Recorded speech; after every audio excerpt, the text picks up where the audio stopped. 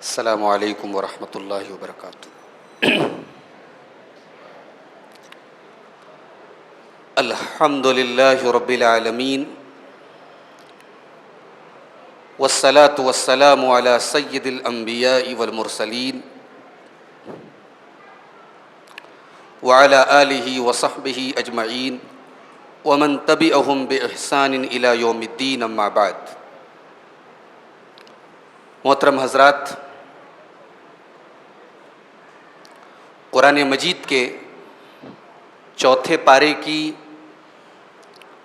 منتخب آیات کی تفسیر آپ کی خدمت میں پیش کی جا رہی ہے۔ چوتھے پارے کی پہلی آیت میں یہ بتایا گیا کہ انسان اگر نیکی کے اعلیٰ مقام تک پہنچنا چاہتا ہے، انسان اگر نیک بننا چاہتا ہے، تو اسے اپنی محبوب چیز، اپنی فیورٹ چیز، اپنی پسندیدہ چیز اللہ کی راہ میں خرچ کرنی ہوگی۔ فرمایا لن تنالوا البر حتى تنفقوا مما تحبون وما تنفقوا من شيء فإن الله به عليم۔ تم ہرگز نیکی کو نہیں پہنچ سکتے، تم نیکی کو نہیں پا سکتے جب تک تم اپنی محبوب چیز، اپنی پسندیدہ چیز اللہ کی راہ میں خرچ نہ کر دو۔ صحابہ کرام میں ایک صحابی تھے حضرت ابو طلحہ انصاری رضی اللہ تعالیٰ عنہ، بڑے مالدار صحابی تھے۔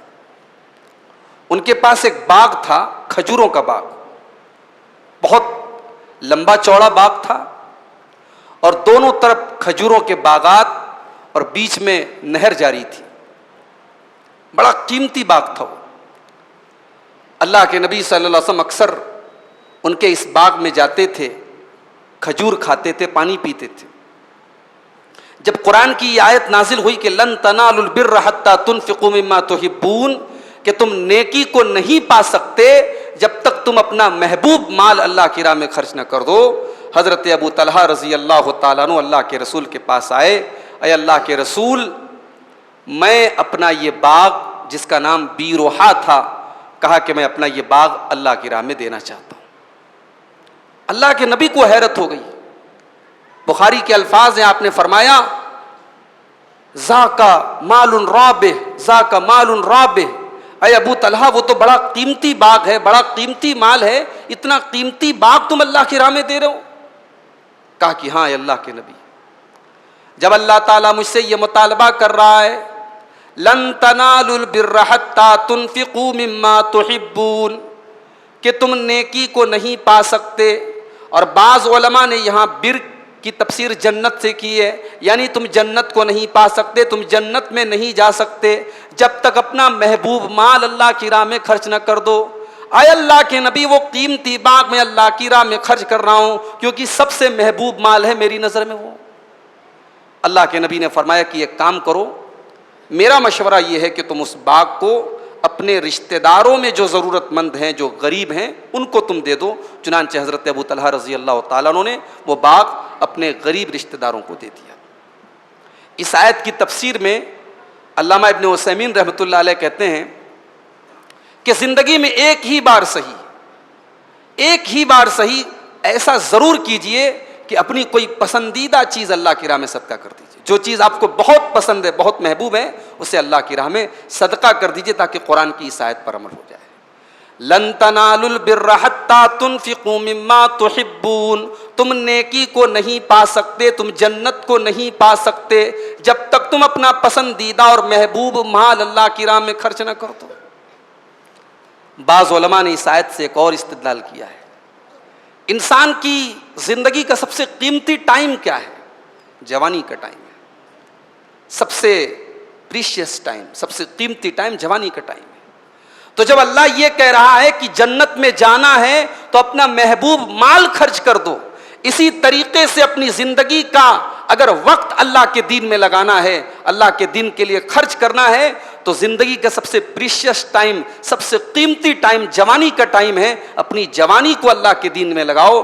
بڑھاپے میں تو بھیڑیا بھی جو ہے وہ شریف بن جاتا ہے. اصل جو عبادت کا ٹائم ہے، جو نیکی کا ٹائم ہے، جو دین کے لیے کچھ کرنے کا ٹائم ہے، وہ جوانی کا ٹائم ہے. اس آیت نے یہ بھی بتایا کہ اگر ہم جنت میں جانا چاہتے ہیں تو اپنی جوانی کو ہم اللہ کے دین کے لیے وقف کر دیں. اللہ ہم سب کو اس کی توفیق عطا فرمائے. اس کے بعد یہودیوں کے 2 اعتراضات کا جواب دیا گیا. ایک اعتراض یہ تھا کہ محمد صلی اللہ علیہ وسلم اور ان کے ساتھی یہ کہتے ہیں کہ ہم ابراہیم علیہ الصلوۃ والسلام کے مذہب اور ان کے طریقے کو فالو کر رہے ہیں، جبکہ یہ لوگ اونٹ کا گوشت کھاتے ہیں اور ابراہیم علیہ السلام کی شریعت میں اونٹ کا گوشت حرام ہے اور یہ اونٹ کا گوشت کھا رہے ہیں. اور دوسرا اعتراض یہ تھا کہ یہ لوگ کہہ رہے ہیں کہ ہم ابراہیم علیہ السلام کے دین پر چل رہے ہیں اور نماز یہ پڑھتے ہیں خانہ کعبہ کی طرف منہ کر کے، جبکہ ابراہیم علیہ السلام کی شریعت کا جو قبلہ تھا وہ بیت المقدس تھا اور روئے زمین کا پہلا قبلہ بیت المقدس تھا. اس کو چھوڑ کے یہ لوگ خانہ کعبہ کو اپنا قبلہ بنائے ہوئے ہیں. یہ 2 اعتراض تھے یہودیوں کے. اللہ تعالیٰ نے ان دونوں اعتراضات کا جواب دیا. فرمایا کل الطعام کان حلا لبنی اسرائیل الا ما حرم اسرائیل علی نفسہ. بنی اسرائیل کے اوپر تمام کھانے کی چیزیں حلال تھیں.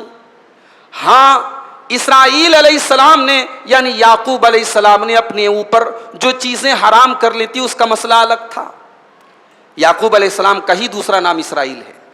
یعقوب علیہ السلام کو ایک بیماری تھی، عرق النساء کی بیماری. اس میں گھٹنے وغیرہ میں بہت درد رہتا ہے اور اس بیماری میں حضرت یعقوب علیہ السلام رات بھر سوتے نہیں تھے، بہت بے چین رہتے تھے، بڑی تکلیف میں رہتے تھے. تو اس بیماری میں انہوں نے ایک نذر مانی تھی کہ اے اللہ اگر تو نے مجھے شفا دے دی تو میں سب سے محبوب چیز چھوڑ دوں گا. کھانے میں جو سب سے زیادہ مجھے جو چیز پسند ہے میں چھوڑ دوں گا. ان کو سب سے زیادہ اونٹ کا گوشت پسند تھا. جب اللہ تعالیٰ نے ان کو شفا دے دی تو حضرت یعقوب علیہ السلام نے اونٹ کا گوشت اپنے اوپر حرام کر لیا چونکہ انہوں نے نذر مانی تھی. تو یہ ان کا پرسنل معاملہ تھا. ابراہیم علیہ السلام کی شریعت میں اونٹ کا گوشت حرام نہیں تھا. وہی بات اللہ نے یہاں کہی. فرمایا کل الطعام کان حلا لبنی اسرائیل، تمام کھانے کی چیزیں بنی اسرائیل کے لیے حلال تھیں. الا ما حرم اسرائیل، سوائے اس کے جس کو یعقوب علیہ السلام نے خود اپنے اوپر حرام کر لیا تھا. من قبل ان تنزل التوراۃ، اور یہ تورات کے نازل ہونے کے بہت پہلے کا معاملہ ہے. تورات تو حضرت موسیٰ پر نازل ہوئی ہے جو بہت کئی 100 سال کے بعد نازل ہوئی ہے. حضرت یعقوب علیہ السلام کا زمانہ بہت پہلے کا ہے. تو تورات کے اندر کہیں یہ نہیں لکھا ہے کہ اونٹ کا گوشت حرام ہے. اے یہودیو، اگر تم یہ دعویٰ کرتے ہو کہ تورات کے اندر اونٹ کے گوشت کو حرام قرار دیا گیا ہے، قل فاتوا بالتوراۃ فاتلوها ان کنتم صادقین، اے نبی ان سے کہیے کہ تورات کو لاؤ اور پڑھ کے بتاؤ اگر تم سچے ہو. لیکن تم نہیں لا سکتے اس لیے کہ تورات میں کہیں لکھا ہی نہیں ہے کہ تمہارے اوپر اونٹ کا گوشت حرام ہے. یہاں ایک بات کی وضاحت کر دوں کہ بنی اسرائیل پر کچھ چیزیں ان کے گناہوں کی وجہ سے حرام کی گئی تھی. جیسے ان کے اوپر تمام ناخن والے جانور حرام تھے، جیسے بطخ ہے، جیسے شتر مرغ ہے، یہ سارے جانور ان کے اوپر حرام تھے. اللہ نے فرمایا وَعَلَى الَّذِينَ هَادُوا حَرَّمْنَا كُلَّ ذِي ظُفُرٍ، ہم نے یہودیوں کے اوپر ہر ناخن والا جانور حرام کر دیا. اور اسی طریقے سے وَمِنَ الْبَقَرِ وَالْغَنَمِ حَرَّمْنَا عَلَيْهِمْ شُحُومَهُمَا، اور ہم نے گائے اور بکرے کی چربی ان کے اوپر حرام کر دی. گائے اور بکرے کا گوشت کھا سکتے ہو، چربی استعمال نہیں کر سکتے. اِلَّا مَا، سوائے اس کے جو اس کے پیٹھ میں لگی ہو جو چربی، یا اس کی آنتوں میں جو چربی لگی ہو، یا ہڈی سے جو چربی لگی ہو، صرف اس چربی کو تم استعمال کر سکتے ہو، باقی چربی تمہارے لیے حرام ہے. تو یہ بطور سزا تھا. ذَلِكَ جَزَيْنَاهُمْ بِبَغْيِهِمْ، اللہ نے فرمایا ہم نے یہودیوں کے گناہوں کی وجہ سے ان کے اوپر یہ چیزیں حرام قرار دی تھی. اس کے بعد ان کے دوسرے اعتراض کا جواب دیا گیا. ان کا اعتراض کیا تھا کہ پہلا قبلہ بیت المقدس ہے اور مسلمانوں نے خانہ کعبہ کو قبلہ بنا دیا. اللہ نے اس کا بھی جواب دیا. فرمایا ان اول بیت وضع للناس للذی ببکۃ مبارکا وہدی للعالمین، روئے زمین پر اللہ کی عبادت کا پہلا گھر اگر کوئی ہے تو یہی خانہ کعبہ ہے جو مکہ شہر کے اندر تعمیر کیا گیا ہے. مکہ کا پرانا نام بکہ تھا، اس لیے بکہ کہا گیا. پہلا گھر اللہ کی عبادت کا روئے زمین پر اگر بنایا گیا ہے تو یہ وہ گھر ہے جو مکہ میں بنایا گیا ہے. مبارکہ، اور یہ گھر بہت برکت والا ہے. ہدی للعالمین، اور یہ ساری کائنات کے لیے ہدایت ہے. خانہ کعبہ برکت والا گھر ہے، اور اس کی برکت کو آج بھی ہم محسوس کرتے ہیں. پورے مکہ کے آس پاس کے علاقے بالکل سوکھے علاقے ہیں، کوئی کھیتی وغیرہ نہیں ہوتی، مگر حضرت ابراہیم علیہ السلام کے دور سے لے کر کے آج تک تمام پھل اور تمام سبزیاں بڑی آسانی سے مکہ شہر میں آپ کو مل جائیں گی. اسی طریقے سے زمزم، ایک معمولی سا کنواں تھا زمزم کا، اور اس وقت سے لے کر کے آج تک نہ جانے کتنے لیٹر، کتنے ہزار کروڑ، لاکھ کروڑ لیٹر جو ہے زمزم کا پانی پیا گیا اور استعمال کیا گیا. آج بھی زمزم کا کنواں سوکھا نہیں ہے، آج بھی زمزم کا پانی پیا جا رہا ہے. اسی طریقے سے قربانی ہو رہی ہے، ہر سال حاجی قربانی کر رہے ہیں، مگر آج تک قربانی کے جانوروں میں کوئی کمی نہیں ہو رہی ہے. مبارکہ، یہ برکت والا گھر ہے. ساری دنیا کی مسجدوں میں آپ نماز پڑھیں گے، ایک نماز کا ثواب ایک نماز کے برابر ہے. لیکن خانہ کعبہ میں اور مسجد حرام میں اور حرم کی حدود میں آپ نماز پڑھیں گے تو ایک نماز کا ثواب 1,00,000 نماز کے برابر ہے. اللہ نے فرمایا یہ برکت والی جگہ ہے. وَهُدًى لِّلْعَالَمِينَ، اور یہ ساری کائنات کے لیے ہدایت کا مرکز ہے. یہیں پر سب سے پہلے قرآن نازل ہوا. یہ توحید کا مرکز ہے، یہیں سے توحید کی روشنی ساری کائنات میں پھیلی، اور ساری دنیا کے لیے قبلہ بھی یہی خانہ کعبہ ہے. ساری دنیا کے مسلمان نماز پڑھیں گے تو اسی خانہ کعبہ کی طرف منہ کر کے نماز پڑھیں گے. اس کے بعد فرمایا فیہ آیات بینات، اس خانہ کعبہ کے اندر بہت ساری کھلی ہوئی نشانیاں ہیں. مقام ابراہیم، اور ان کھلی ہوئی نشانیوں میں سے ایک مقام ابراہیم ہے. یہ مقام ابراہیم وہ پتھر ہے جس پر کھڑے ہو کر کے حضرت ابراہیم علیہ الصلوۃ والسلام نے خانہ کعبہ کی تعمیر کی تھی. اس پتھر کے اوپر اللہ تعالیٰ کی قدرت سے ان کے پیروں کے نشان پڑ گئے، اور آج بھی وہ پتھر موجود ہے اور وہ جگہ موجود ہے. اور طواف کرنے کے بعد مقام ابراہیم کو مصلی بنانے کا حکم دیا گیا. تو خانہ کعبہ کے اندر جو اللہ تعالیٰ کی بہت ساری نشانیاں ہیں اس میں سے ایک نشانی مقام ابراہیم ہے. اس کے بعد فرمایا ومن دخلہ کان آمنا، اور اس خانہ کعبہ کی ایک خاص بات یہ بھی ہے کہ یہاں جو داخل ہو گیا اس کو امن اور چین مل گیا. اپنے باپ کے قاتل کو بھی اگر کوئی حرم میں پاتا تھا تو اس کو ٹچ نہیں کر سکتا تھا. یہ حرم کا احترام تھا، یہ خانہ کعبہ کا احترام تھا. اسی لیے جب اللہ کے نبی فتح مکہ کے موقع پر خانہ کعبہ میں داخل ہوئے تو آپ نے کھڑے ہو کر کے جو خطبہ دیا تھا اس خطبے میں آپ نے کہا تھا کہ وہ لوگوں کان کھول کر کے سن لو، یہ مکہ شہر حرمت والا شہر ہے، احترام والا شہر ہے، رسپیکٹڈ شہر ہے، یہ ہولی سٹی ہے. اور اللہ تعالیٰ نے جس دن آسمانوں اور زمین کو پیدا کیا تھا اس دن سے یہ مکہ شہر حرمت والا ہے. اور آگے آپ نے فرمایا لا ينفر صیدہ، اس مکہ شہر میں کسی جانور کا شکار نہیں کیا جائے گا. ولا یوزد شوکہ، اس مکہ شہر میں کسی پیڑ کو توڑا نہیں جائے گا. ولا یلتقط لقطتہ الا من عرفها، اگر کسی کا کوئی سامان گرا پڑا ہے تو کوئی اٹھانے کی ہمت نہ کرے. اس مکہ شہر کا احترام یہ ہے کہ یہاں گرا پڑا سامان بھی آپ کو اٹھانا نہیں ہے. اور آگے آپ نے فرمایا ولا یختلا خلاہ، اس مکہ شہر کے اندر کوئی گھاس وغیرہ بھی نہیں کاٹی جائے گی. حضرت عباس رضی اللہ تعالیٰ عنہ اللہ کے نبی کے چچا تھے، انہوں نے کہا اللہ کے نبی اذخر ایک گھاس ہوتی ہے جو ہمارے گھروں میں استعمال ہوتی ہے، ہمارے بڑے ضروری کاموں میں استعمال ہوتی ہے. اے اللہ کے نبی آپ اذخر کی اجازت دے دیں، اس کو ہمیں کاٹنے کی اجازت دے دیں. اللہ کے نبی نے فرمایا ٹھیک ہے، اذخر گھاس کے علاوہ باقی کسی گھاس کسی پیڑ کو کاٹنے کی اجازت نہیں. یہ ہے خانہ کعبہ اور مکہ شہر کا احترام. اس کے بعد اللہ نے فرمایا وَلِلَّهِ عَلَى النَّاسِ حِجُّ الْبَيْتِ مَنِ اسْتَطَاعَ إِلَيْهِ سَبِيلًا، اس گھر کے پاس جانے کی جس کے پاس طاقت ہے اس کے اوپر حج فرض ہے. جس کے پاس خانہ کعبہ تک سفر کرنے کی طاقت ہے اس کو حج کرنا اللہ کے لیے، اس کے اوپر حج کرنا فرض ہے. وَمَن كَفَرَ فَإِنَّ اللَّهَ غَنِيٌّ عَنِ الْعَالَمِينَ، اور جو انکار کرے گا تو اللہ تعالیٰ تو سارے جہانوں سے بے نیاز ہے. اس آیت سے علماء نے یہ استدلال کیا ہے کہ اگر کوئی انسان طاقت کے باوجود حج نہیں کرتا ہے تو بہت بڑا گنہگار ہے، اور اگر کوئی حج کا انکار کرتا ہے تو کافر ہے وہ، اس لیے کہ اللہ نے ڈائریکٹ کفر کا لفظ استعمال کیا۔ آج ہمیں سے بہت سارے لوگوں کے پاس دولت ہے، استطاعت ہے، حج کر سکتے ہیں، مگر ہم نے بلا وجہ کے بہانے بنا کے رکھے ہیں۔ بیٹی کی شادی کرنا ہے، ابھی مکان بنانا ہے، ابھی یہ کرنا ہے، وہ کرنا ہے، یہ سارے بہانے اللہ تعالیٰ کیا نہیں چلیں گے میرے بھائی؟ اگر حج کرنے کی استطاعت ہے تو آپ 60 اور 65 سال کا انتظار مت کیجئے، تندرستی کی حالت میں اور صحت کی حالت میں آپ حج کا فریضہ ادا کر لیجئے، یہ فرض ہے۔ اگر اللہ نے آپ کو صحت دی ہے اور دولت دی ہے اور وہاں تک جانے کا اور سفر کرنے کا آپ کے پاس اگر کیپیسٹی ہے، طاقت ہے، تو حج آپ کے اوپر فرض ہے۔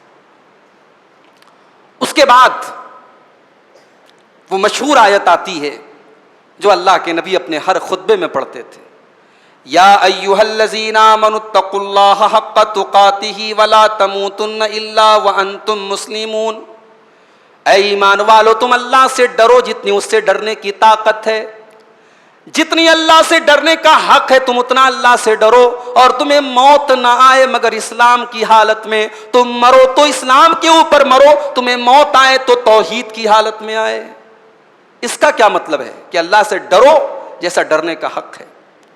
اس کی تفسیر میں بعض سلف کہتے ہیں کہ اللہ سے ڈرو جیسا ڈرنے کا حق ہے، اس کا مطلب یہ ہے ان یطاع فلا یوسع ویذکر فلا ینسى ویشکر فلا یکفر، کہ اللہ تعالیٰ کی اطاعت کی جائے، اس کی نافرمانی نہ کی جائے، اللہ کا ذکر کیا جائے، اس کو کبھی بھولا نہ جائے، اور اللہ کا شکر ادا کیا جائے، کبھی ناشکری نہ کی جائے۔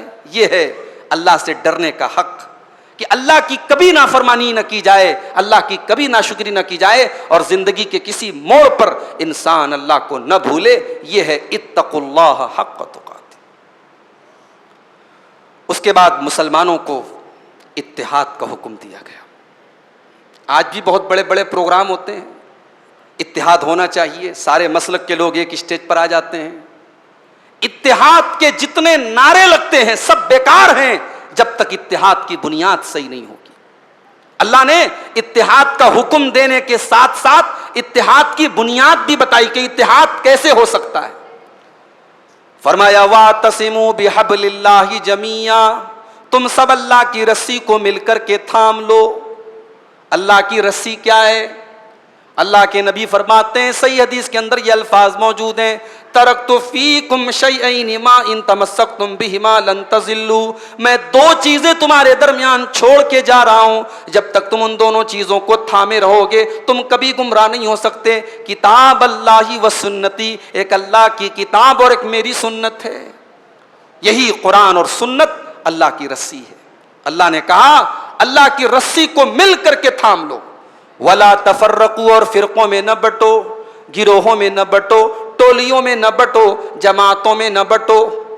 وَاذْكُرُوا نِعْمَةَ اللَّهِ عَلَيْكُمْ إِذْ كُنْتُمْ أَعْدَاءً، اور یاد کرو جب تم ایک دوسرے کے خون کے پیاسے تھے، تم ایک دوسرے کے دشمن تھے، تم ایک دوسرے سے ذرا سی بات پہ جنگیں کر لیا کرتے تھے، اللہ نے اپنے نبی کو بھیج کر کے لا الہ الا اللہ اور محمد الرسول اللہ کے کلمے کے اوپر تم کو ایک کر دیا۔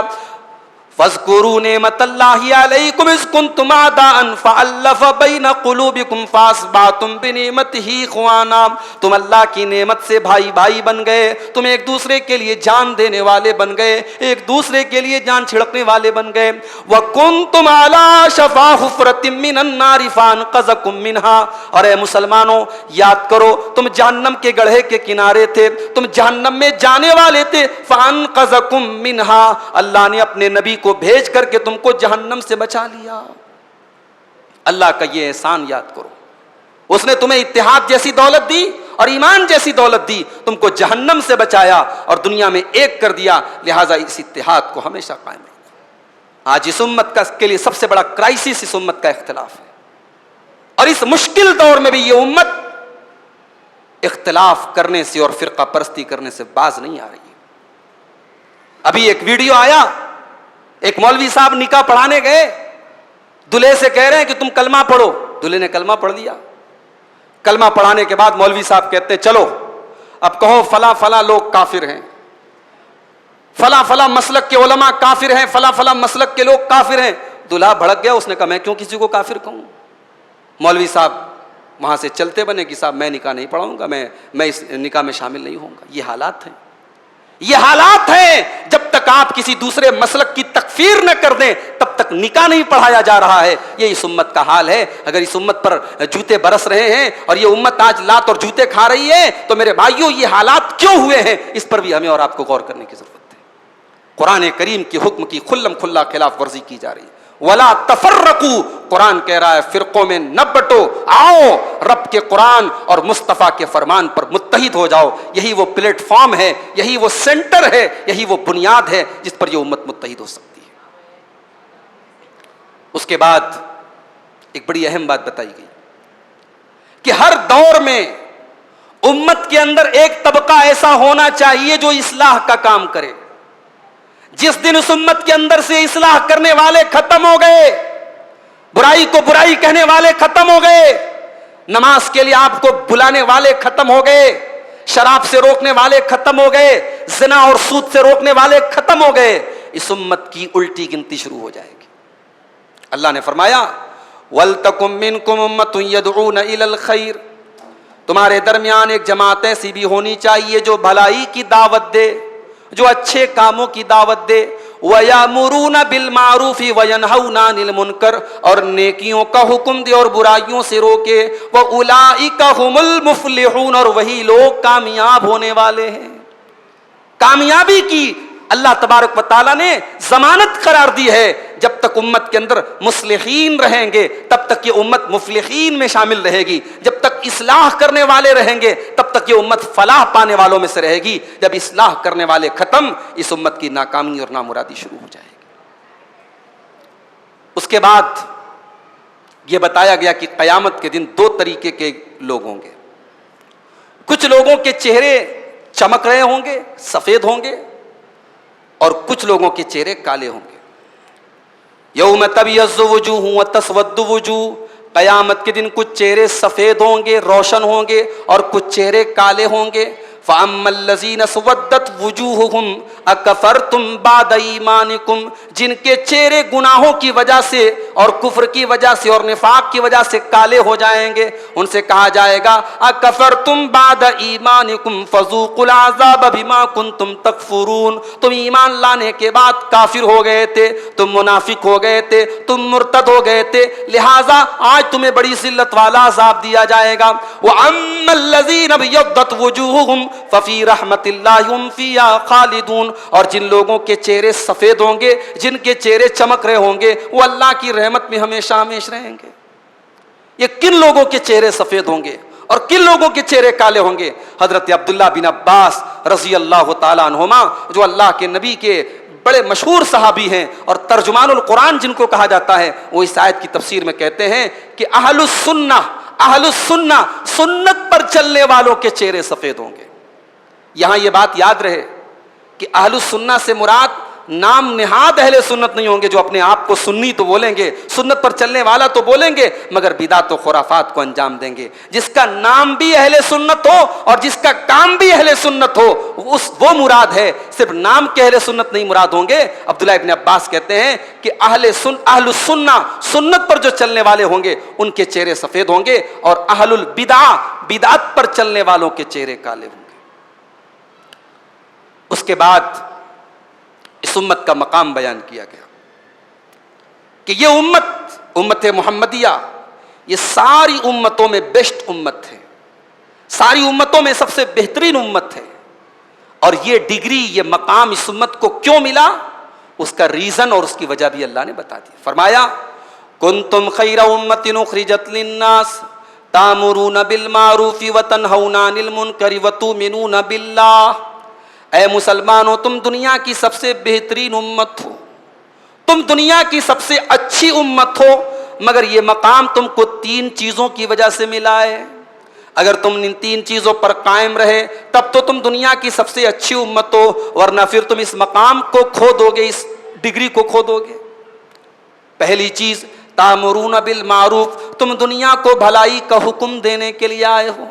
जिस दौर में दुनिया सूद और ब्याज से परेशान होगी, تم سود اور بیاج کا حلال الٹرنیٹ دینے والے بن کر کے آؤ گے. جس دور میں دنیا زناکاری اور بدکاری سے پریشان ہوگی تم حیا اور پاک دامنی کا سندیش لے کر کے آؤ گے. جس دور میں دنیا شراب کے نشے میں دھت ہوگی تم نشے سے بچانے کے لیے دنیا کو آگے بڑھو گے. تامرون بالمعروف, تم دنیا کو نیکی کا حکم دو گے.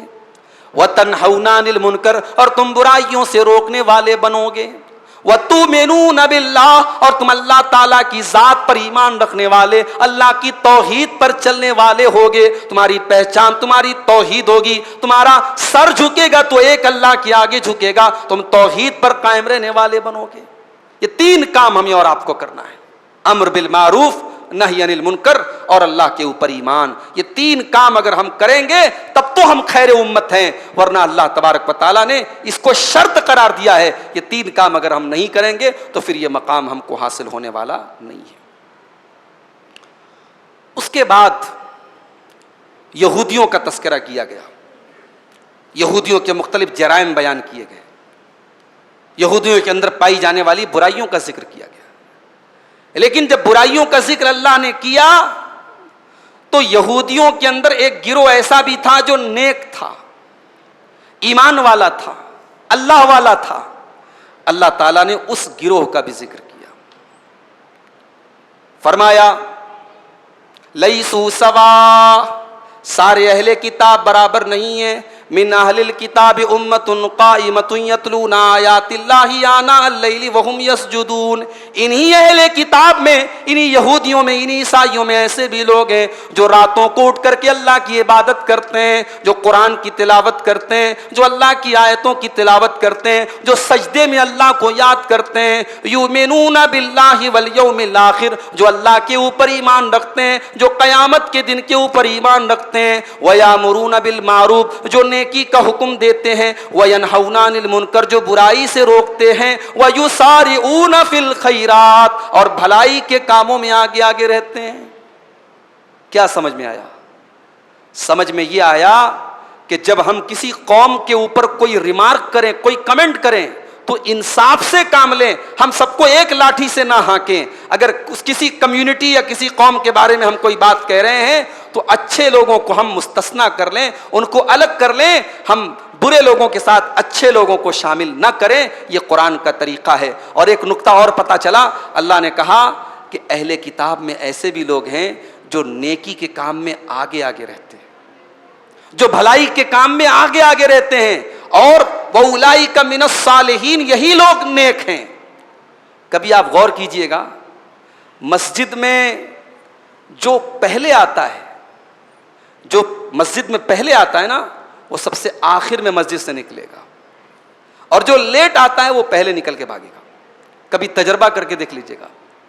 جو نیکی کے کام میں آگے آگے رہے گا اللہ اس کو توفیق دے گا, وہ نیکی کے اوپر قائم رہے گا. اور جو بیک بینچر بن جائے گا اور نیکی کے معاملے میں پیچھے پیچھے رہے گا نا, وہ سب سے پہلے تراویح ختم ہونے کے بعد, نماز ختم ہونے کے بعد سب سے پہلے وہ بھاگے گا. یہ تجربہ ہے, اور قرآن کی آیت اسی بات کی گواہی دے رہی ہے کہ جو نیکی کے کام میں آگے آگے رہتے ہیں وَأُولَئِكَ مِنَ الصَّالِحِينَ, وہی لوگ نیک ہوتے ہیں. لہٰذا اگر آپ اپنے آپ کو نیک بنانا چاہتے ہیں اور صالحین میں سے اگر بننا چاہتے ہیں تو نیکی کے کاموں میں آگے آگے رہیے. ہماری شریعت میں بار بار ابھارا گیا ہے. دیکھیے, نماز کھڑی ہوتی ہے, مان لیجیے عشاء کی جماعت ہو رہی ہے 8:30 بجے. اب 8:30 بجے حافظ منظور صاحب نے نماز شروع کی. اب ایک بندہ آیا مسجد میں 8:25 پر. 8:25 پر وہ مسجد میں آیا, وضو وغیرہ کر کے وہ گھر سے آیا تھا. وہ آیا اور اس نے آ کر کے پہلی صف میں جگہ حاصل کی. اس کے بعد ایک شخص آتا ہے 8:35 پر, 10 منٹ لیٹ آیا. اس کو جگہ ملی پیچھے 6 7ویں صف میں. صرف 10 منٹ کا ڈیفرنس ہے. ایک شخص پہلی صف میں جگہ پا رہا ہے, حافظ صاحب کے ساتھ پہلی تکبیر میں نماز پا رہا ہے. دوسرا شخص بھی نماز پا رہا ہے, لیکن 10 منٹ لیٹ آیا, اس کی 1-2 رکعت چھوٹ گئی, وہ پیچھے آیا. اب ذرا انصاف سے بتاؤ, کیا دونوں برابر ہو سکتے ہیں؟ نہیں ہو سکتے. صرف 10 منٹ کا ڈیفرنس ہے. 10 منٹ کے ڈیفرنس نے دونوں کے ثواب میں کمی کر دی, دونوں کے مقام اور مرتبے میں فرق کر دیا.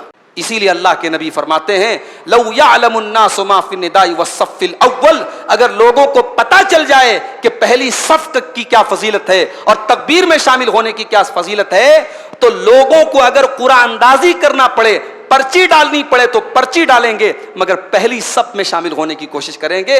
اسلام نیکی کے کاموں میں آگے آگے رہنے کا حکم دیتا ہے، آگے آگے پہلی صف میں رہنے کا حکم دیتا ہے، بیک بینچر بننے کا حکم نہیں دیتا ہے۔ اس کے بعد ایک بات بتائی گئی کہ دشمن کی چال سے اگر بچنا ہے تو دو چیزوں کو اپنا لو، دو چیزوں کو اپنا لو، دشمن کی چال تمہارا کچھ بھی نہیں کر سکتے۔ فرمایا وَإِن تَصْبِرُوا وَتَتَّقُوا لَا يَضُرُّكُمْ كَيْدُهُمْ شَيْئًا، اگر تم صبر کرنے والے بن جاؤ اور متقی بن جاؤ، تمہارے اندر صبر پیدا ہو جائے اور تقوی پیدا ہو جائے تو دشمن کی چال تمہارا کچھ نہیں بگاڑ سکتی۔ یہ صبر کیا ہے اور تقوی کیا ہے، آئیے یہ بھی سمجھا دیتا ہوں۔ ہم لوگ صبر کا لفظ بہت سنتے ہیں کہ صاحب صبر کرو، صبر کیا ہوتا ہے؟ بہت اچھی طریقے سے اس کو سمجھ لیجئے کہ صبر جو ہوتا ہے یہ تین چیزوں کا نام ہے۔ صبر کہتے ہیں تین چیزوں کو۔ نمبر ایک، اللہ کے دین کے اوپر جمے رہنا، ڈٹے رہنا، نیکی کے کاموں پر جمے رہنا، یہ صبر ہے۔ معاف کیجئے گا، ایک مہینہ آپ تراویح کی نماز بھی پڑھیں، تاک راتوں میں رات بھر جاگیں، اور باقی 11 مہینے مسجد کا امام اور مسجد کا مؤذن آپ کی شکل دیکھنے کو ترس جائے، یہ صبر نہیں ہے، یہ صبر نہیں ہے۔ صبر تو یہ ہے کہ مسجد کے در و دیوار آپ کو 12 مہینے پہچانتے ہو، آپ نیکی کے کاموں پر ڈٹے رہیں، جمے رہیں، یہ صبر کی پہلی قسم ہے۔ اور صبر کی دوسری قسم، کوئی مصیبت آئی، کوئی پریشانی آئی، کوئی ٹریجڈی آئی، کسی کا انتقال ہوا، کوئی حادثہ ہو گیا، کوئی نقصان ہو گیا، اب آپ اس پر صبر کریں، اس کو اللہ کا فیصلہ مانیں، اس پر اپنی زبان سے کوئی نازیبہ بات نہ نکالیں، یہ صبر ہے۔ اور صبر کی تیسری قسم یہ ہے کہ گناہ کرنے کا موقع آپ کو مل رہا ہے، گناہ کرنے کا چانس مل رہا ہے، حالات کے تقاضے ہیں کہ آپ کے پیر پھسل جائیں، مگر آپ اپنے پیر کو بچا لیں، گناہ سے اپنے دامن کو بچا لیں، یہ صبر کی تیسری قسم ہے۔ ان تینوں کے مکسچر کا نام صبر ہے۔ اللہ نے کہا دشمن کی چال سے بچنا ہے تو صبر کو اپنا لو اور تقوی کو اپنا لو۔ تقوی کیا ہے؟ حضرت عمر ابن خطاب رضی اللہ تعالیٰ عنہ نے حضرت ابی بن کعب سے پوچھا تھا کہ اے ابی بن کعب، تقوی کس کو کہتے ہیں؟ دیکھیے صحابہ ایک دوسرے کا کتنا احترام کرتے تھے اور علم کی باتیں ایک دوسرے سے پوچھا کرتے تھے۔ حضرت عمر کا بھی بہت بڑا مقام ہے، حضرت ابی بن کعب کا بھی بہت اونچا مقام ہے۔ حضرت عمر ابی بن کعب سے کہتے ہیں بتاؤ تقوی کس کو کہتے ہیں؟ تو ابی بن کعب کہتے ہیں کہ امیر المومنین، کبھی آپ کا گزر ایسے راستے سے ہوا ہے کہ دونوں طرف کانٹے دار جھاڑیاں ہوں اور راستہ بالکل تنگ ہو اور آپ کو اسی راستے سے جانا ہو؟ کہا کہ ہاں ہوا ہے۔ پوچھا ایسے راستے سے کیسے گزریں گے آپ؟ کہا کہ اگر دونوں طرف کانٹے دار جھاڑیاں ہیں اور کوئی دوسرا آپشن نہیں ہے، اسی راستے سے مجھے جانا ہے، اشمر ثیابی، تو میں اپنے کپڑوں کو تھوڑا سمیٹ لوں گا اور اپنا دامن بچا بچا کے دھیرے دھیرے چلوں گا۔ کہا یہی تقوی ہے، کہا یہی تقوی ہے۔ زندگی کی راہ میں گناہوں کے بہت سارے کانٹے آپ کو ملیں گے، شیطان کے پھیلائے ہوئے بہت سارے جال ملیں گے، ان جالوں اور ان کانٹوں کے درمیان سے اپنے ایمان کے لباس کو بچانا، اپنے دین کے لباس کو بچا کر کے چلنا، یہی تقوی ہے۔ میرے پیارے ساتھیوں، اللہ کہہ رہا ہے کہ تم صبر اور تقوی اپنا لو، دشمن کی چال تمہارا کچھ نہیں بگاڑ سکتا۔ اس کے بعد اور آگے بڑھیے، اللہ تعالیٰ کو جلدی پسند نہیں ہے۔ اللہ کے نبی کی حدیث ہے کہ جلدی بازی شیطان کا کام ہے، مگر ایک چیز ایسی ہے جس میں اللہ نے جلدی کرنے کا آرڈر دیا ہے۔ دنیا کے ہر راستے پر اسپیڈ بریکر لگا ہوا ہے، دنیا کے ہر راستے پر کیمرے لگے ہیں، یہاں 80 سے زیادہ کی اسپیڈ نہیں ہونی چاہیے، یا 120 سے زیادہ اسپیڈ نہیں ہونی چاہیے، مگر کائنات کا ایک راستہ ایسا بھی ہے جہاں کوئی اسپیڈ بریکر نہیں ہے، جہاں کوئی کیمرہ نہیں لگا، کتنی اسپیڈ میں بھاگ سکتے ہو بھاگو۔ یہ کون سا راستہ ہے؟ یہ جنت کا راستہ ہے، یہ اللہ کی جنت کا راستہ ہے۔ اس راستے پر اسپیڈ کی کوئی لمٹ نہیں ہے۔ اللہ نے فرمایا وسارعوا الى مغفرۃ من ربکم وجنۃ عرضها السماوات والارض اعدت للمتقین. میرے بندو تم اللہ کی مغفرت کو پانے کے لیے اور اللہ کی جنت کو پانے کے لیے جتنا تیز بھاگ سکتے ہو بھاگو، جتنا جلدی تم دوڑ سکتے ہو دوڑو. اللہ کی جنت کے لیے دوڑ پڑو، بھاگ پڑو، جلدی کرو. جس جنت کی چوڑائی آسمانوں اور زمین کے برابر ہے، جو جنت تمہارے تصور سے بہت زیادہ خوبصورت ہے. آج حیدرآباد کے کسی اچھے علاقے میں آپ زمین خریدنے جائیں، چھوٹی سی زمین کا ٹکڑا آپ لینے جائیں، کروڑوں میں ملے گا. بڑے بڑے شہروں میں جو پوش ایریاز ہوتے ہیں، جو قیمتی ایریا ہوتا ہے، وہاں زمین کی قیمت کروڑوں میں ہوتی ہے. ہم دنیا کی اس زمین کے ٹکڑے کے لیے ہم بے چین رہتے ہیں. اور اللہ کے نبی فرماتے ہیں کہ جنت میں ایک کوڑا رکھنے کی جگہ، ایک کوڑا رکھنے کی جگہ جنت کے اندر دنیا اور دنیا کی تمام نعمتوں سے بہتر ہے. لموضع صوت فی الجنت خیر من الدنیا وما فیہا. ایک کوڑا رکھنے کی جگہ یعنی 1 اسکوائر فٹ کا ایریا جنت کا دنیا کی ساری نعمتوں سے بہتر ہے. میرے بھائیوں، اگر محنت کرنا ہے، اگر اسٹرگل کرنا ہے، اگر کوشش کرنا ہے، اگر کمپٹیشن کرنا ہے، اگر ایک دوسرے سے آگے نکلنا ہے تو اللہ کی جنت کو پانے کے لیے مقابلہ کرو. اللہ کہہ رہا ہے وَسَارِعُوا إِلَىٰ مَغْفِرَةٍ مِّن رَبِّكُمْ. اپنے رب کی مغفرت کو حاصل کرنے کے لیے اور جنت کو حاصل کرنے کے لیے آگے بڑھو. اس کے بعد ایک بات بتائی گئی کہ اگر تم ایمان والے ہو تو تم سربلند رہو گے. تمہیں کمزور پڑنے کی، تمہیں نیچا اپنے آپ کو سمجھنے کی ضرورت نہیں ہے اگر تم مضبوط ایمان والے ہو تو. فرمایا وَلَا تَهِنُوا وَلَا تَحْزَنُوا وَأَنْتُمُ الْأَعْلَوْنَ إِن كُنتُم مُّؤْمِنِينَ. اے مسلمانوں تم کمزور نہ پڑو، تم پست نہ ہو جاؤ، تم ہمت نہ ہارو، تم ہی سر بلند رہو گے اگر تم ایمان والے ہو. دنیا کی تاریخ میں بہت طریقے کے حالات تمہارے اوپر آئیں گے. ہو سکتا ہے کبھی ایسے حالات آ جائیں کہ پلڑا تمہارا جھک جائے، لیکن اگر تم ایمان والے ہو تو آخر میں انجام تمہارا ہی بہتر ہونے والا ہے. تم ہی سر بلند رہو گے، تمہارا ہی مقام اونچا رہے گا. شرط یہ ہے کہ تم ایمان والے بن جاؤ، ایمان والے بن جاؤ. اس کے بعد ایک بات بتائی گئی کہ دنیا میں بھی اللہ تعالیٰ ثواب دیتا ہے اور آخرت میں بھی ثواب دیتا ہے، مگر دنیا کے ثواب اور آخرت کے ثواب میں بہت فرق ہے. اللہ نے فرمایا فَآتَاهُمُ اللَّهُ ثَوَابَ الدُّنْيَا وَحُسْنَ ثَوَابِ الْآخِرَةِ. اللہ اپنے نیک بندوں کو دنیا میں بھی بدلہ دیتا ہے اور آخرت میں بہترین بدلہ دیتا ہے، آخرت میں حسین بدلہ دیتا ہے. آخرت کے لیے اللہ نے حسن کا لفظ استعمال کیا. اس سے یہ سمجھ میں آیا کہ دنیا آخرت کے مقابلے میں انتہائی بدصورت ہے. دنیا کی جتنی خوبصورتی ہے وہ آخرت کے مقابلے میں کچھ بھی نہیں ہے. دنیا کی عورتوں کو دیکھ لیجیے آپ، دنیا کے مال کو دیکھ لیجیے، دنیا کی رونق کو دیکھ لیجیے، آخرت کے مقابلے میں دنیا کچھ نہیں ہے. اللہ نے آخرت کے ثواب کو حسن ثواب الآخرہ کہا، آخرت کا ثواب حسین ہوگا. اس کے بعد اللہ تعالیٰ نے اپنے نبی کو خطاب کرتے ہوئے فرمایا کہ اے میرے نبی، ہم نے آپ کو نرم مزاج بنایا اور آپ کو میٹھی زبان والا بنایا. اگر آپ سخت زبان والے ہوتے اور سخت مزاج والے ہوتے تو یہ آپ کے صحابہ جو آپ کے اوپر جان چھڑکتے ہیں یہ آپ کو چھوڑ کے چلے گئے ہوتے. اللہ نے فرمایا فَبِمَا رَحْمَةٍ مِّنَ اللَّهِ لِنْتَ لَهُمْ. اے نبی آپ اللہ تعالیٰ کی رحمت سے بڑے نرم مزاج ہیں. وَلَوْ كُنْتَ فَظًّا غَلِيظَ الْقَلْبِ لَانفَضُّوا مِنْ حَوْلِكَ. اے نبی اگر آپ سخت دل ہوتے اور بد زبان ہوتے تو لوگ آپ کو چھوڑ کر کے چلے گئے ہوتے. اللہ اپنے نبی سے کہہ رہا ہے آپ کا مشن جتنا بھی اچھا ہو، آپ کا پیغام جتنا بھی اچھا ہو، لیکن اگر آپ کا مزاج نرم نہیں ہے اور آپ کی زبان صحیح نہیں ہے تو لوگ آپ کو چھوڑ کے بھاگ جائیں گے. آج اس پر بھی ہمارے نوجوانوں کو غور کرنے کی ضرورت ہے. ہماری دعوت صحیح دعوت ہے، قرآن و حدیث کی دعوت ہے، مگر ہمارا وے آف پریزنٹیشن کیسا ہے، ہمارا پیش کرنے کا طریقہ کیسا ہے. آپ ٹیچر نہیں ہیں، آپ لاٹھی لے کے لوگوں کو دین کی طرف نہیں بلا سکتے. آپ سیدھے سیدھے لوگوں کا بائیکاٹ کر رہے ہیں، لوگوں سے تعلقات رکھنے کو آپ حرام قرار دے رہے ہیں. کیسے دعوت دیں گے بھائی آپ؟ اگر آپ کو لوگوں کی اصلاح کرنی ہے، لوگوں کو دعوت دینی ہے توحید کی، تو لوگوں سے تعلقات بنانا پڑے گا میرے بھائی.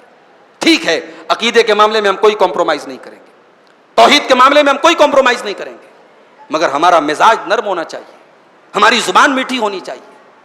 ہم گالی سے بات کریں, ہم بدتمیزی سے بات کریں, ہم سامنے والے کو سیدھے سیدھے کافر اور مشرک بولیں, اور اس کے بعد ہم یہ ایکسپیکٹ کریں کہ سامنے والا ہماری بات مان لے. یا اللہ اپنے نبی سے کہہ رہا ہے کہ اے نبی, اگر آپ بد زبان ہوتے, اگر آپ سخت دل ہوتے, تو یہ لوگ آپ کو چھوڑ کے چلے گئے ہوتے. بھائی فرعون سے بڑا ظالم تو نہیں نا گزرا ہے تاریخ میں. کتنا بڑا ظالم تھا فرعون. فرعون جیسے ظالم کے پاس بھی جب اللہ تعالیٰ نے حضرت موسیٰ علیہ السلام کو بھیجا تو کیا کہا؟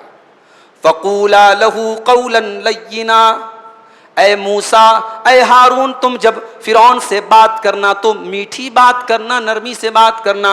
لَعَلَّهُ يَتَذَكَّرُ أَوْ يَخْشَىٰ, شاید کہ وہ نصیحت حاصل کر جائے یا ڈر جائے. تو سامنے والے کو سمجھانا ہے تو آپ کا انداز نرم ہونا چاہیے. یہ قرآن کی آیت میں بتاتی ہے. اس کے بعد شہداء کا مقام بیان کیا گیا. جو لوگ اللہ کی راہ میں شہید ہو جائیں ان کا کیا مقام ہے. ہمارے بارے میں یہ غلط فہمی بھی پھیلائی گئی, صاحب یہ اولیاء اللہ کو نہیں مانتے, یہ بزرگوں کو نہیں مانتے. بزرگوں کو ماننے کا کیا مطلب ہے بھائی؟ ہم سارے اولیاء کو مانتے ہیں, ہم سارے بزرگوں کو مانتے ہیں. بزرگوں کو ماننا الگ ہے اور بزرگوں سے مانگنا الگ ہے. ہم مانگتے نہیں ہیں ان سے, ہم احترام کرتے ہیں جو اللہ کے نیک بندے آئے. اور قرآن کی اس آیت پر ہمارا ایمان ہے جو شہداء کا مقام بیان کرتی ہے. فرمایا وَلَا تَحْسَبَنَّ الَّذِينَ قُتِلُوا فِي سَبِيلِ اللَّهِ أَمْوَاتًا, جو لوگ اللہ کی راہ میں شہید کر دیے جائیں ان کو مردہ نہ سمجھو. وہ عام لوگوں کی طرح ان کی موت نہیں ہوئی ہے.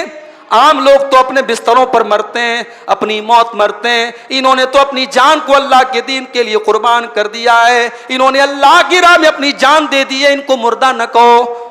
وَلَا تَحْسَبَنَّ الَّذِينَ قُتِلُوا فِي سَبِيلِ اللَّهِ أَمْوَاتًا بَلْ أَحْيَاءٌ عِندَ رَبِّهِمْ يُرْزَقُونَ, وہ زندہ ہیں اور اپنے رب کے پاس روزی پا رہے ہیں. وہ زندہ ہیں. اب زندہ کا مطلب یہ نہیں ہے کہ وہ اپنی قبر میں زندہ ہے, اور زندہ کا مطلب یہ نہیں ہے کہ وہ ہماری اور آپ کی طرح زندہ ہیں. وہ زندہ ہے. کہاں زندہ ہے؟ اپنے رب کے پاس زندہ ہے اور اپنے رب کے پاس روزی پا رہے ہیں. اور اسی بات کو سورہ بقرہ میں کہا گیا بل احیاء ولکن لا تشعرون, وہ زندہ ہیں مگر ان کی زندگی کا تم شعور نہیں رکھتے. اب شہداء زندہ کیسے ہیں؟ صحیح بخاری کی وہ حدیث اپنے سامنے رکھیے. حضرت عبداللہ بن مسعود رضی اللہ تعالیٰ عنہ کہتے ہیں ہم نے اللہ کے نبی سے پوچھا کہ اے اللہ کے نبی, شہداء کی زندگی کا کیا مطلب ہے؟ اللہ کے نبی نے فرمایا ارواحہم فی جوف طیر خضر, شہداء کی روحیں ہرے رنگ کے پرندوں کے پیٹ میں ڈال دی جاتی ہیں. سبز رنگ کے, ہرے رنگ کے پرندوں کے پیٹ میں ان کی روحیں ڈال دی جاتی ہیں, اور وہ پرندے دن بھر جنت کی سیر کرتے ہیں اور شام کو عرش کے نیچے کچھ قندیلیں لٹکتی رہتی ہیں, اسی قندیل کے اندر جا کر کے وہ رات گزارتے ہیں. یہ شہداء کا مقام ہے. اور آگے اللہ کے نبی فرماتے ہیں کہ اللہ تبارک و تعالیٰ شہداء سے پوچھتا ہے کہ کیا تمہیں کچھ اور چاہیے؟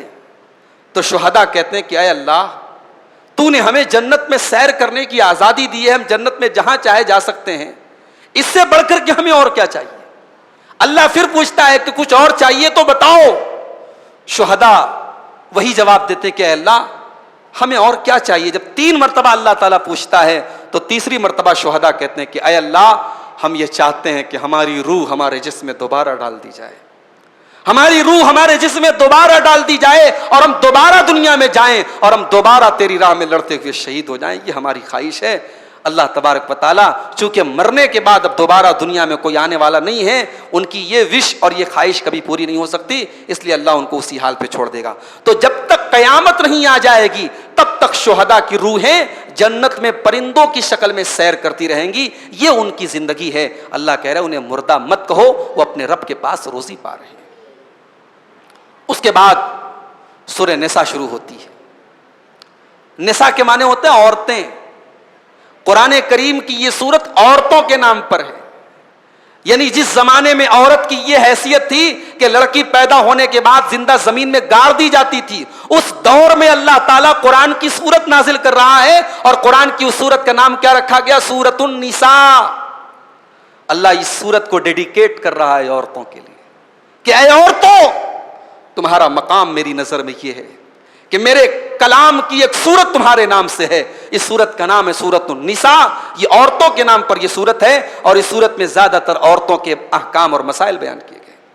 اور اس سورت کی جو پہلی آیت ہے, بڑی مشہور آیت ہے, ہم لوگ خطبے میں بھی سنتے رہتے ہیں, یا ایھا الناس اتقوا ربکم الذی خلقکم من نفس واحدہ. اے لوگو اپنے رب سے ڈرو جس نے تم کو ایک جان یعنی آدم سے پیدا کیا, وخلق منہا زوجہا, اور آدم سے ان کی بیوی حوا کو بنایا. یہ دنیا صرف آدم سے نہیں چلی ہے, یہ انسانی نسل صرف آدم سے نہیں چلی ہے. جب تک حوا پیدا نہیں ہو گئی آدم بھی ادھورے تھے, آدم بھی انکمپلیٹ تھے. آدم کی زندگی کا سکون بن کر کے آئی حوا, اور جب آدم اور حوا آئے فبس فرمایا وخلق منہا زوجہا وبث منہما رجالا کثیرا ونساء. جب آدم کی بیوی حوا پیدا ہوئی, اب اس کے بعد اللہ تعالیٰ نے بہت سارے مردوں اور عورتوں کو پھیلایا. یہ قرآن کریم کی سورہ نساء کی پہلی آیت عورت کی ویلو اور عورت کا مقام بیان کر رہی ہے. اس کے بعد یہ بتایا گیا کہ اگر انصاف کرنے کی طاقت رکھتے ہو, فَانْكِحُوا مَا طَابَ لَكُم مِّنَ النِّسَاءِ مَثْنَىٰ وَثُلَاثَ وَرُبَاعَ. تو تم 2 شادی کر سکتے ہو, 3 کر سکتے ہو, 4 کر سکتے ہو. فَإِنْ خِفْتُمْ أَلَّا تَعْدِلُوا فَوَاحِدًا. لیکن اگر تمہیں یہ ڈر ہے کہ تم انصاف نہیں کر پاؤ گے تو ایک ہی پر گزارا کر لو, ایک ہی کافی ہے تمہارے لیے. اس پر بھی بڑا اعتراض ہوتا ہے, صاحب اسلام میں ایک سے زیادہ شادی کی اجازت کیوں دی گئی؟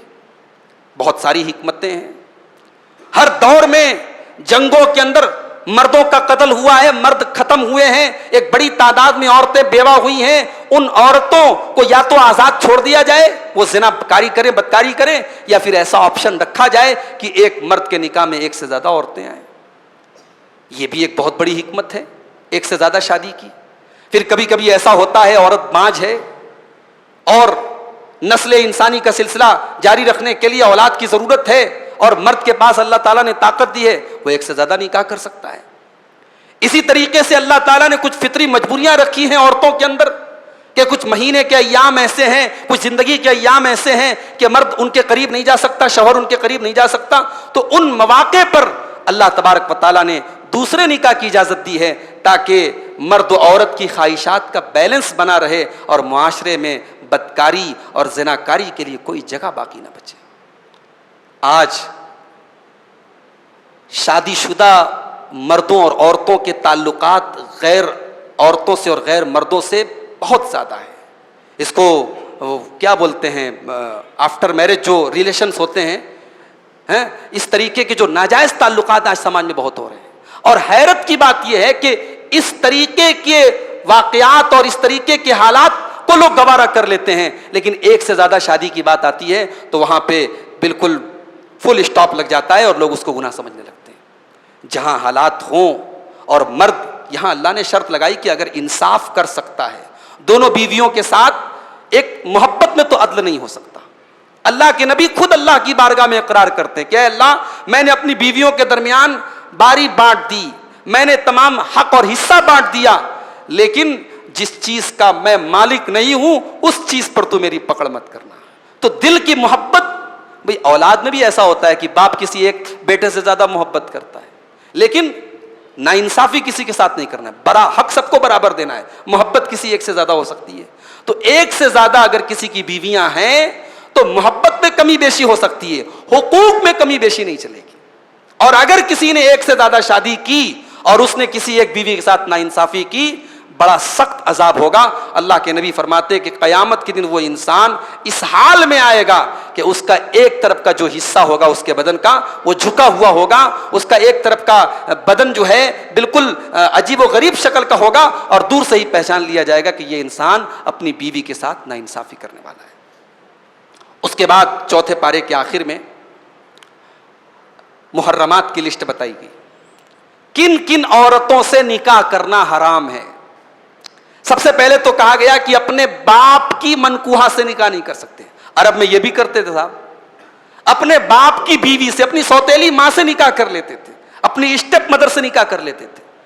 اللہ نے فرمایا وَلَا تَنْكِحُوا مَا نَكَحَ آبَاؤُكُمْ اپنے باپ کی منکوہ سے، اپنے باپ کی بیوی سے تم ہرگز ہرگز نکاح نہ کرو. انہو کان فاحشۃ ومقتا وساء سبیلا، یہ بہت گندا کام ہے، یہ اللہ کو ناراض کرنے والا کام ہے. اس کے بعد اب اللہ نے لسٹ بیان کی کہ کن کن عورتوں سے آپ نکاح نہیں کر سکتے، اور جن عورتوں سے آپ نکاح نہیں کر سکتے ان عورتوں کو آپ سے پردہ کرنے کی ضرورت بھی نہیں ہے. حرمت علیکم امہاتکم وبناتکم واخواتکم، تمہاری مائیں تمہارے اوپر حرام ہیں. ماں حرام ہے، ماں سے آپ نکاح نہیں کر سکتے. ماں سے نہیں کر سکتے تو ماں کی ماں سے بھی نہیں کر سکتے. ماں سے نہیں کر سکتے تو دادی سے بھی نہیں کر سکتے، نانی سے بھی نہیں کر سکتے. اوپر چلے جائیے، ماں، ماں کی ماں، باپ کی ماں، ان میں سے کسی سے بھی آپ نکاح نہیں کر سکتے. وہ بناتکم، بیٹی سے آپ شادی نہیں کر سکتے، بیٹی حرام ہے آپ کے لیے. جب بیٹی حرام ہے تو بیٹی کی بیٹی بھی حرام ہے، یعنی نواسی بھی حرام ہے، اور بیٹے کی بیٹی بھی حرام ہے، پوتی بھی حرام ہے. تو اللہ نے فرمایا تمہاری بیٹیاں تمہارے لیے حرام ہیں. وہ اخواتکم، اور تمہاری بہنیں تمہارے لیے حرام ہیں، چاہے وہ سگی بہن ہو چاہے وہ سوتیلی بہن ہو. یعنی ماں اور باپ دونوں ایک ہیں تب بھی وہ بہن ہیں، اور ایک ماں ہے باپ الگ الگ ہیں تب بھی بہن ہیں، اور ماں الگ الگ ہے باپ ایک ہے تب بھی بہن ہے. بہن سے آپ نکاح نہیں کر سکتے، بہن حرام ہے. اس کے بعد فرمایا وعماتکم، تمہاری پھوپھی تمہارے لیے حرام ہے. پھوپھی مطلب باپ کی بہن. وخالاتکم، تمہاری خالہ تمہارے اوپر حرام ہے. وبنات الاخی، اور بھائی کی بیٹیاں یعنی بھتیجیاں اپنے چچا کے لیے حرام ہے. وبنات الاختی، اور بہن کی بیٹیاں یعنی بھانجی اپنے ماموں کے لیے حرام ہے. یہ 7 رشتے ہیں. ماں حرام ہے، بیٹی، بہن، پھوپھی، خالہ، بھتیجی، بھانجی. یہ 7 رشتے نسب کے ہیں جو حرام ہیں. حرام مطلب ان سے نکاح نہیں کر سکتے، اور ان عورتوں کو پردہ کرنے کی ضرورت نہیں ہے. اس کے بعد فرمایا وَأُمَّهَاتُكُمُ اللَّاتِي أَرْضَعْنَكُمْ، اور جن عورتوں نے تمہیں دودھ پلایا ہے جو تمہاری رضائی ماں ہیں ان سے بھی تم نکاح نہیں کر سکتے. وَأَخَوَاتُكُمْ مِنَ الرَّضَاعِ، اور جو تمہاری رضائی بہنیں ہیں جس عورت کا آپ نے دودھ پیا ہے. اب اس عورت کے جتنے بچے ہیں وہ سب آپ کے رضائی بھائی بہن ہیں. اس عورت کی جتنی بچیاں ہیں ان سے آپ نکاح نہیں کر سکتے، وہ آپ کی رضائی بہن ہے. بلکہ حدیث میں آتا ہے کہ جتنے رشتے نسب سے حرام ہوتے ہیں رضاعت سے بھی حرام ہو جاتے ہیں. مثال کے طور پر آپ کی رضاعت کے رشتے سے آپ کی جو خالہ ہے، جیسے سگی خالہ حرام ہے، رضائی خالہ بھی حرام ہے. جیسے سگی پھوپھی سے نکاح نہیں کر سکتے، رضائی پھوپھی سے نہیں کر سکتے. سگی بھتیجی سے نہیں کر سکتے، رضائی بھتیجی سے نہیں کر سکتے. سگی بھانجی سے نہیں کر سکتے، رضائی بھانجی سے بھی نہیں کر سکتے. تو دودھ پینے کے وجہ سے جو رشتہ وجود میں آتا ہے اس کو رضائی رشتہ بولتے ہیں. اللہ نے فرمایا کہ رضائی ماں بھی تمہارے اوپر حرام ہے، رضائی بہن بھی تمہارے اوپر حرام ہے. تو 7 رشتے ہو گئے نسب کے، اور 7 رشتے ہو گئے رضاعت کے. اب اس کے بعد 4 رشتے ہیں سسرالی رشتے. فرمایا وَأُمَّهَاتُ نِسَائِكُمْ، اور تم اپنی ساس سے نکاح نہیں کر سکتے، اپنی بیوی کی ماں سے نکاح نہیں کر سکتے. وَرَبَائِبُكُمُ اللَّاتِي فِي غُجُورِكُم مِّن نِّسَائِكُمُ اللَّاتِي دَخَلْتُم بِهِنَّ، اور اگر تم نے کسی عورت سے نکاح کیا اور نکاح کے ساتھ ساتھ اس عورت سے تمہاری ملاقات بھی ہوئی تو اس کی ربیبہ سے تم نکاح نہیں کر سکتے. ربیبہ مطلب جس کو وہ لے کر کے آئی ہے. وہ مان لو آپ نے کسی بیوہ سے نکاح کیا، کسی مطلقہ سے نکاح کیا، اب پہلے شوہر کی بیٹی کو جو وہ لے کر کے آئی ہے وہ ربیبہ آپ کی ہو گئی، آپ کے ہاں وہ پرورش پائے گی، آپ کی ربیبہ ہو گئی. تو اگر اس عورت سے آپ نے نکاح بھی کر لیا اور ملاقات بھی کر لیا تو اب آپ اس کی ربیبہ سے نکاح نہیں کر سکتے. ہاں اگر صرف نکاح ہوا ہے اور نکاح کے بعد طلاق ہو گئی یا بیوی کا انتقال ہو گیا اور آپ اس سے ملاقات آپ نے نہیں کی ہے، تب اس صورت میں، اس سچویشن میں اس ربیبہ سے آپ نکاح کر سکتے ہیں. اس کے بعد فرمایا وَحَلَائِلُ أَبْنَائِكُمُ الَّذِينَ مِنْ أَصْلَابِكُمْ، اسی طریقے سے اپنی بہو سے نکاح نہیں کر سکتے، اپنے سگے بیٹے کی بیوی سے نکاح نہیں کر سکتے آپ جو تمہارے صلب سے ہیں. ایک ہوتا ہے کہ آپ نے کسی کو ایڈاپٹ کر لیا، کسی بچے کو آپ نے ایڈاپٹ کر لیا، تو جس کو ایڈاپٹ آپ نے کیا ہے اس کی بیوی بظاہر دنیاوی اعتبار سے آپ کی بہو کہلائے گی، مگر شرعی اعتبار سے وہ آپ کی بہو نہیں ہے. اگر آپ کا وہ ایڈاپٹ کیا ہوا بچہ اگر وہ اپنی بیوی کو طلاق دے دیتا ہے یا انتقال کر جاتا ہے تو اس عورت سے آپ کا نکاح جائز ہے، وہ آپ کی بہو نہیں۔ اللہ نے فرمایا وَحَلَائِلُ أَبْنَائِكُمُ الَّذِينَ مِنْ أَصْلَابِكُمْ، جو تمہارے سگے بیٹے ہیں، جو تمہاری صلب سے پیدا ہوئے ہیں، ان کی بیوی سے تم نکاح نہیں کر سکتے۔ وَأَن تَجْمَعُوا بَيْنَ الْأُخْتَيْنِ، اور دو بہنوں سے ایک ساتھ نکاح نہیں کر سکتے۔ آپ اپنی سالی سے نکاح نہیں کر سکتے بیوی کے رہتے ہوئے۔ ایسے کیس بھی آئے ہمارے سامنے کہ صاحب سالی سے جو ہے نکاح کر لیا، بیوی سے شادی کی، سسرال میں آنا جانا ہوا، سالی پسند آ گئی، سالی سے نکاح کر لیا۔ حرام ہے، بیوی آپ کے نکاح میں جب تک ہے آپ سالی سے نکاح نہیں کر سکتے۔ اور سالیوں کو بھی چاہیے کہ اپنے جیجا سے تھوڑا ڈسٹینس بنا کے رکھیں۔ یہ ہمارے ہاں جیجا سالی کے رشتے میں بڑی بے تکلفی ہوتی ہے، صاحب ہمارے تو جیجا ہیں، ہمارے تو کیا بولتے ہیں میاں بھائی ہیں، دلہا بھائی ہیں، کیا کیا لوگ بولتے ہیں۔ یہ دلہا بھائی کہہ دینے سے اور میاں بھائی کہہ دینے سے یا بھائی جان کہہ دینے سے کوئی بھائی بھائی نہیں ہوتا ہے۔ جیجا اپنی سالی کے لیے غیر محرم ہے اور اس کو پردہ کرنا چاہیے، سالی کو اپنے جیجا سے اس کے ساتھ بے تکلف نہیں ہونا چاہیے۔ تو جب تک بیوی نکاح میں ہے اس کی بہن سے آپ نکاح نہیں کر سکتے۔ اسی طریقے سے جب تک بیوی نکاح میں ہے اس کی بھتیجی سے آپ نکاح نہیں کر سکتے، یعنی پھوپھی اور بھتیجی دونوں ایک نکاح میں نہیں ہو سکتی، اور خالہ اور بھانجی ایک نکاح میں نہیں ہو سکتی۔ تو یہ ٹوٹل 7 نسب کے رشتے، 7 رضاعت کے رشتے اور 4 سسرالی رشتے، یہ ٹوٹل 7 7 14 4 18 رشتے اللہ نے بیان کیے کہ ان رشتوں سے آپ نکاح نہیں کر سکتے الا ما قد سلف۔ اب تک جو ہوا، اب آئندہ آپ کو ان میں سے کسی عورت سے نکاح کرنے کی اجازت نہیں ہے۔ ان اللہ کان غفور الرحیم، اب تک جو ہوا اللہ اس کو معاف کرنے والا ہے، آئندہ اس میں سے کسی رشتہ دار سے آپ نکاح نہیں کر سکتے۔ تو یہ بڑی اہم چیز ہے، اس کو ہمیشہ اپنے ذہن میں رکھنا چاہیے۔ ہمارے یہاں جب کسی کا انتقال ہوتا ہے نا تو اکثر یہ سوال آتا ہے، مولوی صاحب عدت میں کس سے پردہ کرنا، مولوی صاحب داماد سے پردہ کرنا کہ نہیں کرنا، مولوی صاحب بھتیجے سے پردہ کرنا کہ نہیں کرنا۔ مولوی صاحب کیا جواب دیں گے بھائی؟ بھتیجے اور بھانجے یا جتنے رشتہ داروں سے پردہ نہیں کرنا ہے، عام حالات میں بھی نہیں کرنا ہے اور عدت میں بھی نہیں کرنا ہے، اور جن رشتہ داروں سے پردہ کرنا ہے عام حالات میں بھی کرنا ہے اور عدت میں بھی کرنا ہے۔ عدت میں کوئی اسپیشل پردہ تھوڑی ہے، ہمارے یہاں پردہ کب اپنایا جاتا ہے؟ عدت میں۔ اور بعض جگہوں پر تو اتنی جہالت دیکھی میں نے کہ عدت میں جو عورتیں ہوتی ہیں تو وہ رشتہ دار جو ان کے محرم رشتہ دار ہوتے ہیں، داماد کو بھی آنے نہیں دیا جاتا، ارے نہیں عدت میں ہے، جبکہ داماد ساس کے لیے محرم ہے۔ اسی طریقے سے بھانجا اور بھتیجا محرم ہے، محرم رشتہ داروں کو عدت میں اپنی خالہ اور اپنی پھوپھی سے ملنے نہیں دیا جاتا۔ تو یہ جہالت ہے، عدت میں کوئی اسپیشل پردہ نہیں ہے، جو پردہ عام حالات میں ہے وہی عدت میں بھی ہے۔ تو یہ قرآن کریم کے 4 پارے کی منتخب آیات کی تفسیر تھی۔ اللہ تعالی ہم سب کو قرآن کریم کی آیات کو پڑھنے کی، سمجھنے کی اور عمل کرنے کی توفیق عطا فرمائے، آمین۔ وآخر دعوانا الحمد للہ رب العالمین۔